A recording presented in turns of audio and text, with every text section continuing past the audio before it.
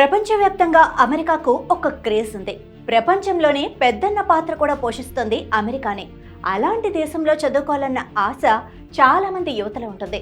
ఇక ఆ దేశాన్ని జీవితంలో ఒక్కసారైనా సందర్శించాలన్న ఆశ ఉన్నవాళ్ళు అనేక మంది ఉంటారు. అమెరికాను సందర్శించాలంటే ఆ దేశం రకరకాల వీసాలను ఇస్తుంది. ప్రస్తుతం అక్కడ లీగల్గా ఉంటున్న వలసదారులపై కూడా ప్రెసిడెంట్ డొనాల్డ్ ట్రంప్ సర్కార్ ఫోకస్ పెట్టింది.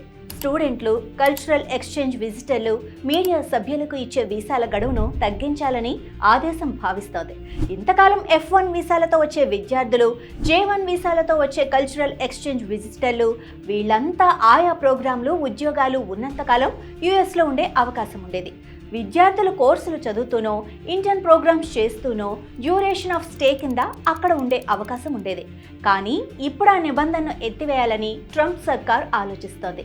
విద్యార్థి వీసాలకు 4 ఏళ్లు, విదేశీ జర్నలిస్టులకు 240 రోజుల పరిమితి విధించడానికి కసరత్తులు చేస్తోంది. చైనా నుంచి వచ్చే జర్నలిస్టులకు మాత్రం 90 రోజులు మాత్రమే గడువు పెట్టాలని ట్రంప్ ప్రభుత్వం భావిస్తోంది. అయితే సరైన కారణాలు చూపించి ఈ గడువును పొడిగించుకునే అవకాశం ఉందని అధికారులు చెబుతున్నారు. కొందరు ఎప్పటికీ విద్యార్థుల్లాగే ఉండిపోతున్నారని, ఒకదాని తర్వాత ఒక కోర్సు చేస్తున్నారని, అందుకోసమే ఈ కొత్త ప్రతిపాదన తెచ్చామన్న యుఎస్ ఈ ప్రతిపాదనపై 30 రోజుల్లోగా ప్రజాభిప్రాయం అందించాలని కోరింది. గతంలో తన మొదటి టర్మ్ చివర్లో కూడా ఇలాంటి చట్టం తీసుకొచ్చేందుకు ట్రంప్ ప్రయత్నించారు. 2020లో తీసుకొచ్చిన ఈ బిల్లుకు చాలా వ్యతిరేకత వచ్చింది. ఈ క్రమంలో 2021లో జో బైడెన్ ప్రభుత్వం దాన్ని వెనక్కి తీసుకుంది. ఇప్పుడు మరోసారి అలాంటి బిల్లునే ట్రంప్ ప్రభుత్వం తీసుకురావటం గమనార్హం. ఆ తర్వాత H1B వీసాలపై కూడా ట్రంప్ సర్కార్ ఫోకస్ పెట్టనున్నట్లు సమాచారం. ఇప్పటికే పలువురు కీలక రిపబ్లికన్ నేతలు H1B వ్యవస్థ ఒక స్కామ్లా మారిందని, అమెరికన్ల ఉద్యోగాలను భారతీయులు కొట్టేస్తున్నారని ఆరోపణలు చేస్తున్నారు.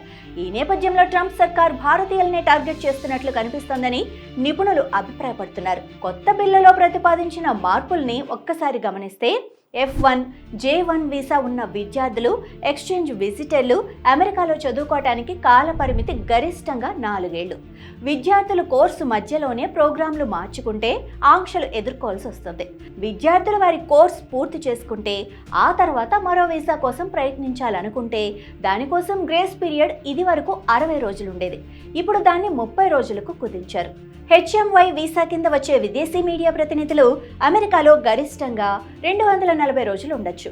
ఆ తర్వాత నివాస అనుమతి పెంచుకోవాలనుకుంటే వెసులుబాటు ఉంటుంది.